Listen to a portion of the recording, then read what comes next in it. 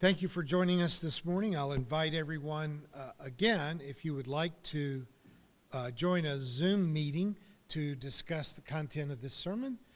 We meet at 4 o'clock Central Time, and the Zoom address will be below where the video appears on whatever format that you are getting this from, but I will also post it on the Emerging Church Facebook page.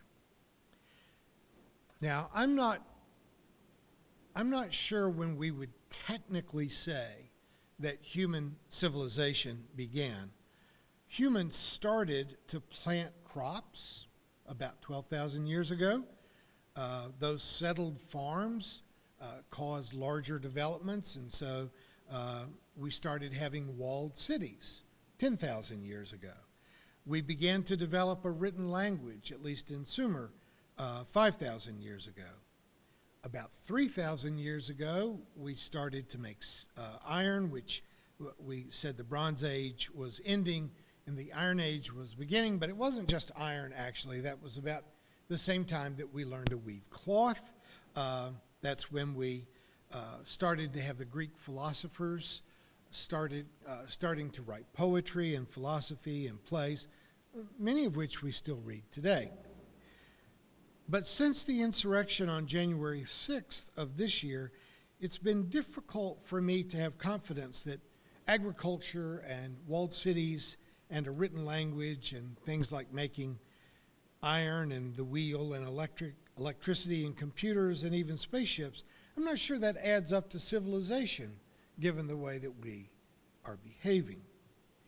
To understand our push toward civilization, we really have to look back a couple of million years to our evolutionary ancestors. As humans began to evolve larger brains, and therefore much larger skulls, the females in our lineage had to evolve to give birth sooner in order to be able to pass these really not quite fully formed little creatures through their cervix. And by all reports, it's still more painful for humans than it is for other mammals. I'm going on hearsay here. I got my kid at the Memphis International Airport, and there was no screaming or pushing involved. But I understand that the process for most of you can be quite difficult. All I had to do was remember where I'd parked the car. Newborns of other species, even animals as large as horses and elephants, can stand and walk the day that they are born. Not so for modern humans. Human babies have to be carefully protected, carried, fed, guarded, and trained for years to be able to perform the basics of survival. Every species evolved with a powerful instinct to reproduce, but simply mating would not have perpetuated the human race. The anthropologist Margaret Mead has said that marriage was invented by the females who needed the father of her children to stay and protect and provide for her and the infants during those years when they are so vulnerable. Now, that's not a very romantic way to describe coupling on Valentine's Day, but the family, marriage, the whole structure of our human civilization begins at the point where babies have to be born long before they can walk or take care of themselves. Other mammals have gestation periods that can go for 15 or 16 months, and some elephant cows will actually carry the baby elephant for up to 2 years. Sure, baby elephants, camels, horses are born with mad skills, but they never have enough brain capacity for written language or forging steel or getting into political arguments on Facebook. So who's civilized now? It may be a bit cynical to talk about coupling as a matter of propagating the species and then having to hang around to gather nuts, berries, and firewood, But that's where romance begins. There is function before there is poetry. For our ancient primate ancestors, it may have started out from the impulse to reproduce and the necessity of forming a family to raise young. But as most of us know already, when the process of reproduction and child rearing is in the distant past, there remains a capacity, even a need, for connection, for love, for romance. In fact, possibly my favorite priest, rabbi, and minister walk into a bar joke. Don't stop me if you've heard me tell this before.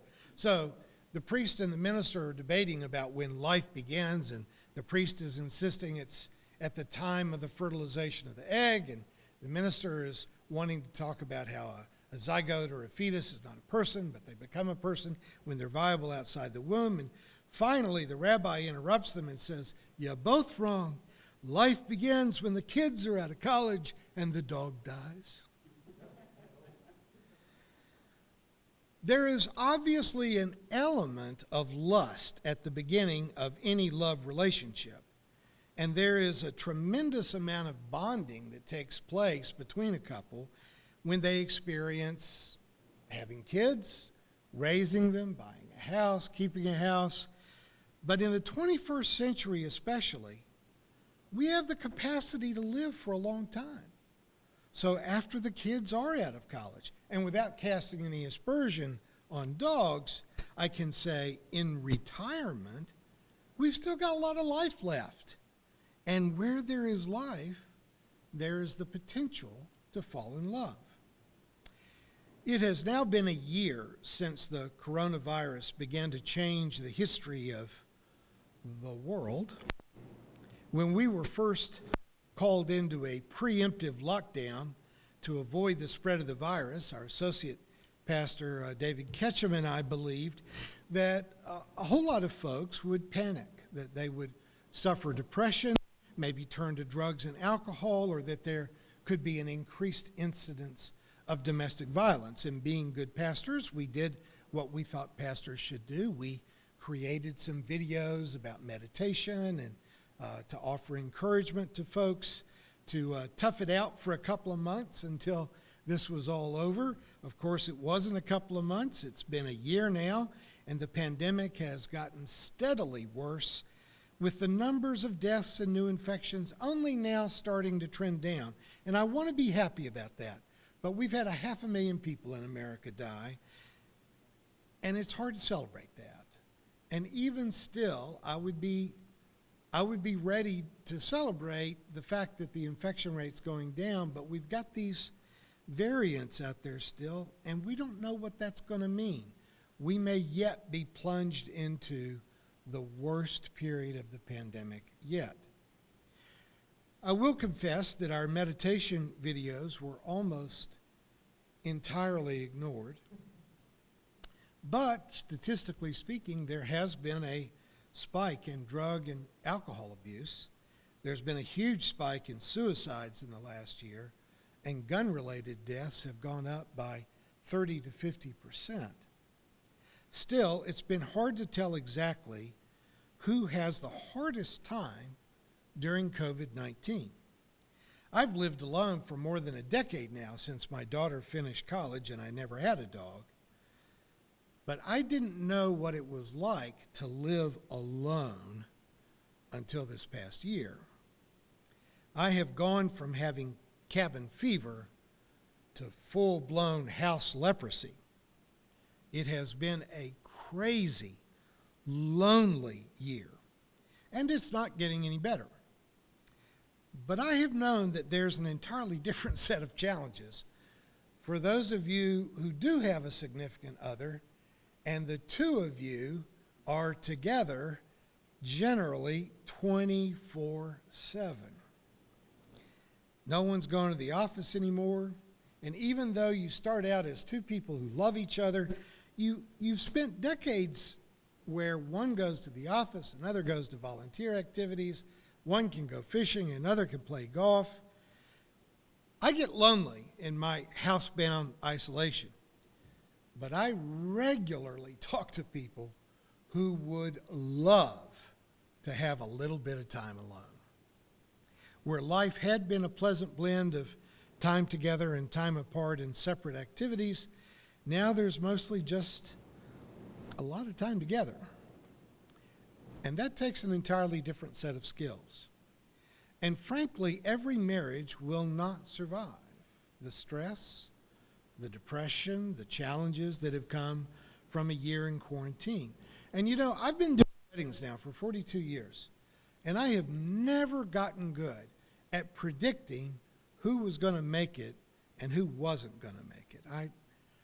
I've done some weddings in the last few years where they just looked perfect. It was a Marcia and John, if you're old enough to remember that.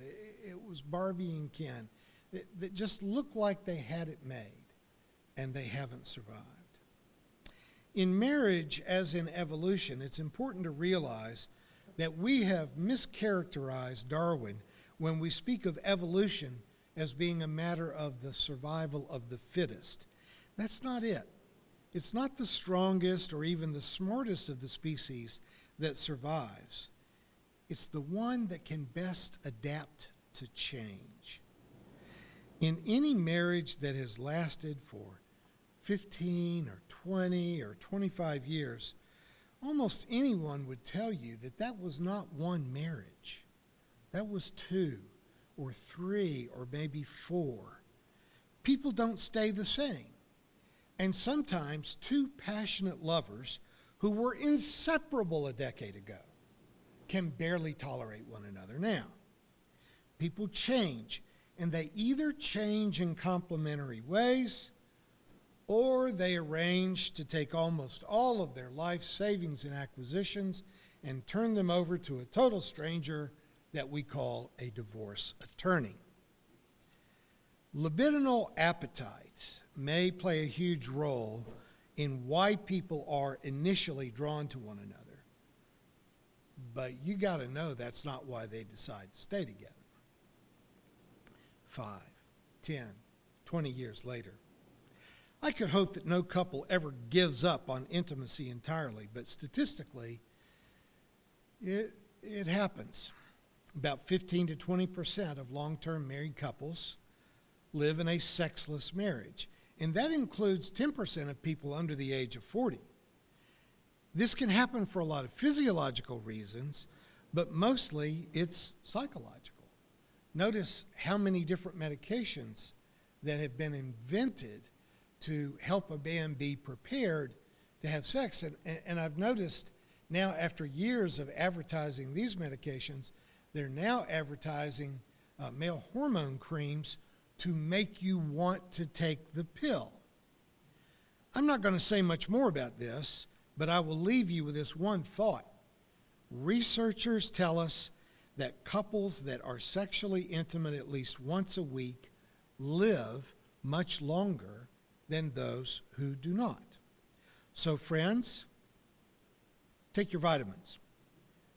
And that goes for gay couples as well. The stats on sexual frequency in gay relationships is even more dismal than the statistics in heterosexual couples, all of which can be complicated by the stress of a pandemic where you can allow yourself to learn to not even like the person that you are living with.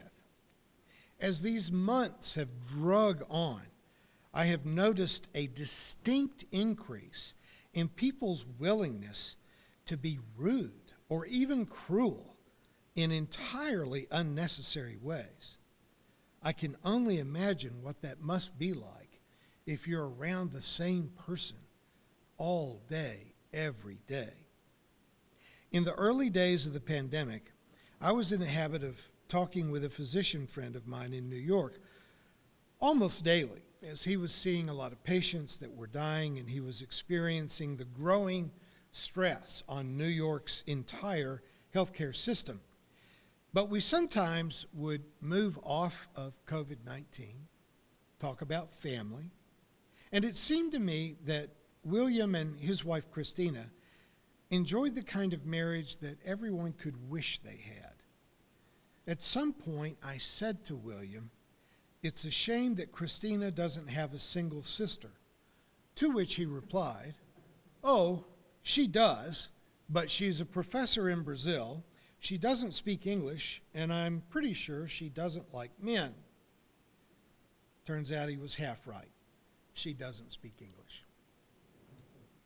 In the early days of our internet courtship, I picked up this novel, thinking that it would offer some catharsis for the challenge that we were experiencing of being in a budding romance, but facing the barriers of not only thousands of miles and the complications of constantly having to use translation programs, but also the extremity of a pandemic that has kept Brazilians from being able to come to the United States and has made me getting from here to there almost as complicated as the humans' challenge to have fire and agriculture and walled cities and written language. The novel was a bit disappointing in that cholera doesn't feature into the plot nearly as much as the title would indicate. But it's about love, initially the love between Florentina and Firmina. As in so many Latin novels, their love was forbidden by Firmina's family, and in the end, her father took her far, far away to end the relationship. But they secretly stayed in touch through the early 20th century version of Facebook Messenger, which was called the Telegraph. When Firmina was old enough to leave her father's supervision, she returned to Florentino, and once there she discovered that they had only imagined a great love affair, but they were in truth total strangers. And so she broke off their intended engagement, returned to her father's home, and there she eventually was courted by and then married a beloved national hero, a physician, Dr. Urbino, whose passion, oddly enough, was the eradication of cholera. I get it if that doesn't sound romantic to you, but that's how the novel gets the title, Love in the Time of Cholera. He was, however, a sincerely good man, and he did love Firmina, and he was almost entirely loyal to her. Firmina forgot all about Florentino and was a devoted wife who, though not passionately in love, shared a noble and admirable life with her hard-working husband. The plot turns after many decades have passed, and Dr. Urbino was called out to examine the body of a close friend who had committed suicide at the age of 60, purely out of fear of growing old.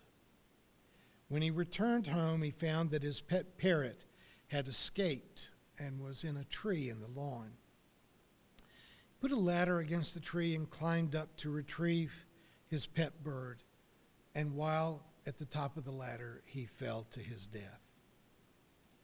On the heels of Dr. Urbino's death, Florentino shows up to proclaim his love for Firmina, swearing to her that he had been totally faithful to her all through the 5 decades of her marriage.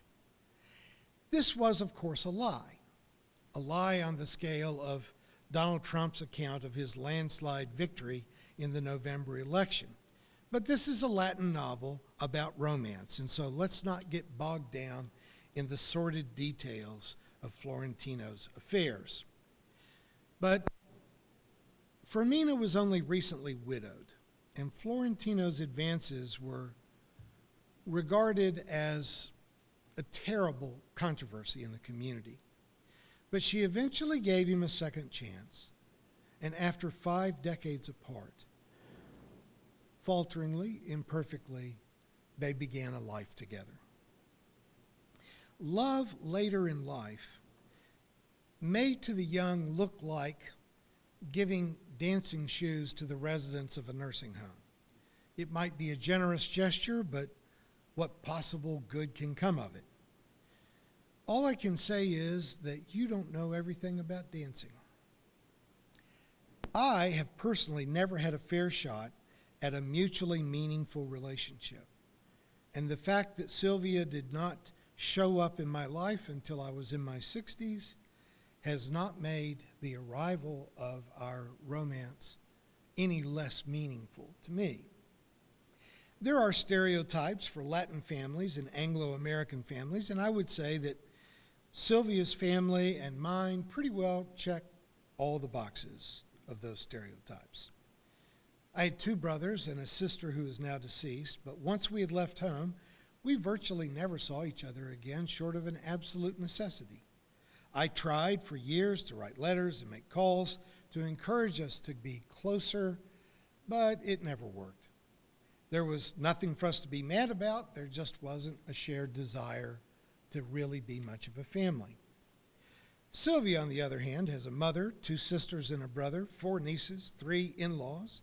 I've met them all. They're all educated, interesting, colorful people, and by colorful, I mean they all have their issues.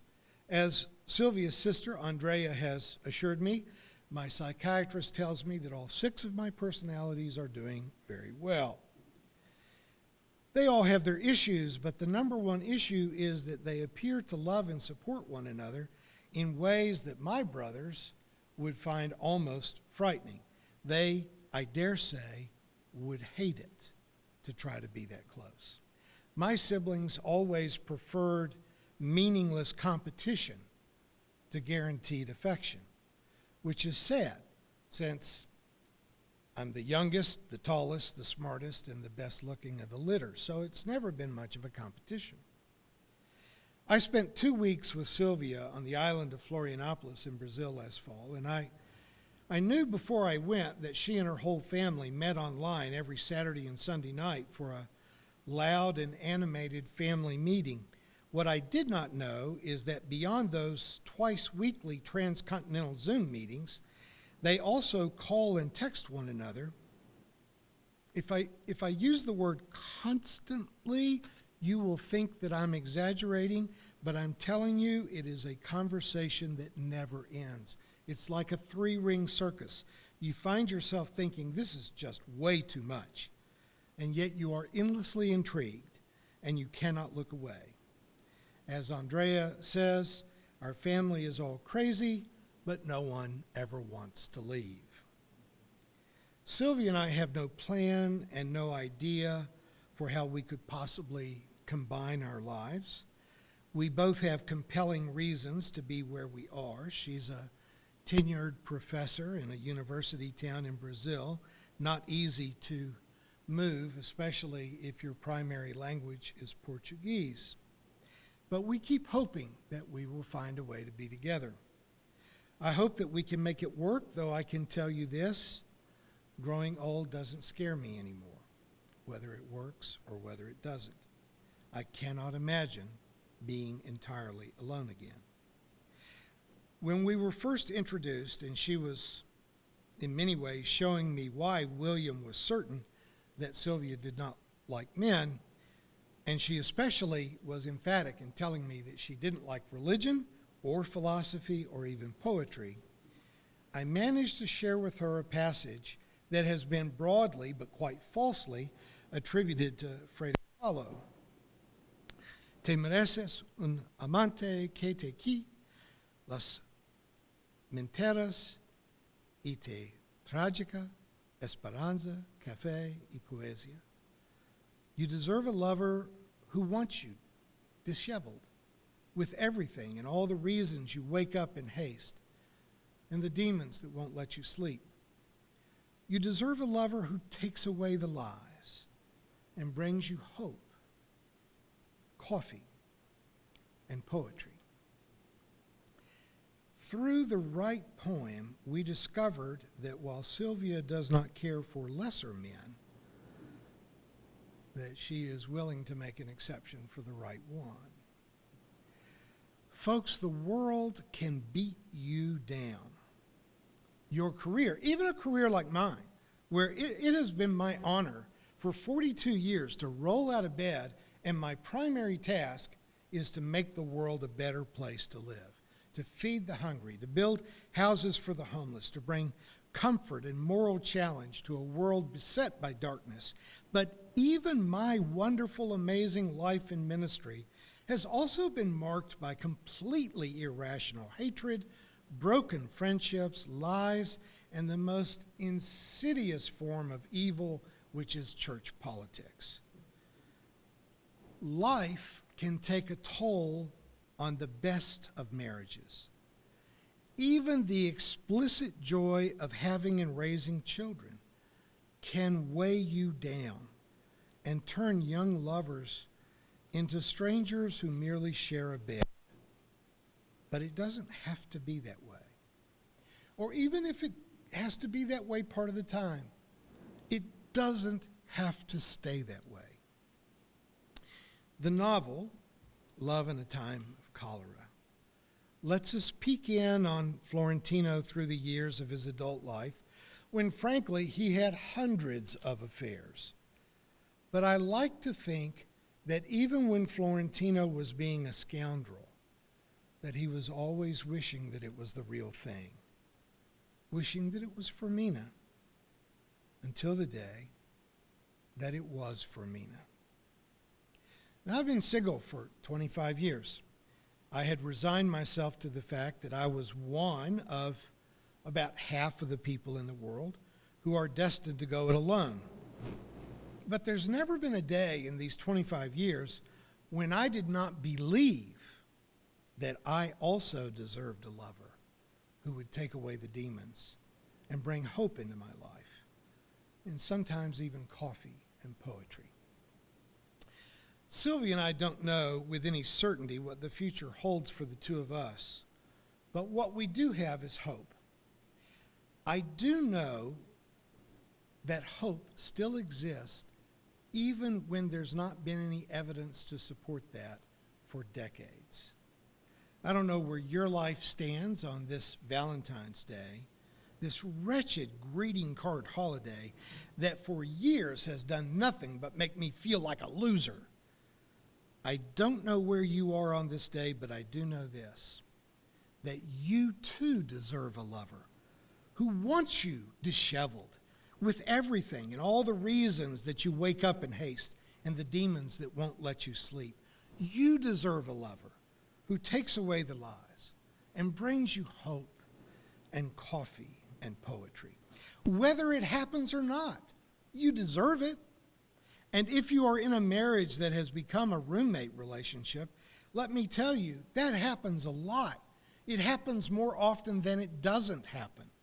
But you don't have to leave it to go and find an exciting new person to bring love and life back into your life.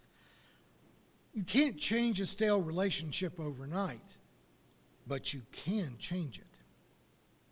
Sometimes change comes in the form of a gesture.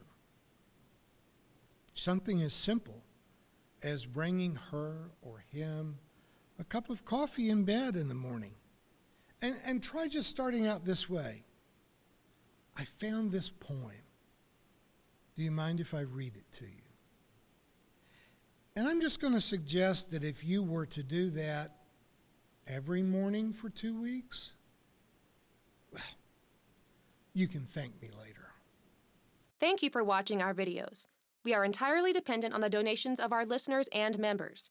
We hope that you find this content to be important enough to help us to keep offering these videos to the public at no charge by becoming a regular contributor. Please click on the donate button on our website at www.spfccc.org. Thank you for your support of progressive religious programming.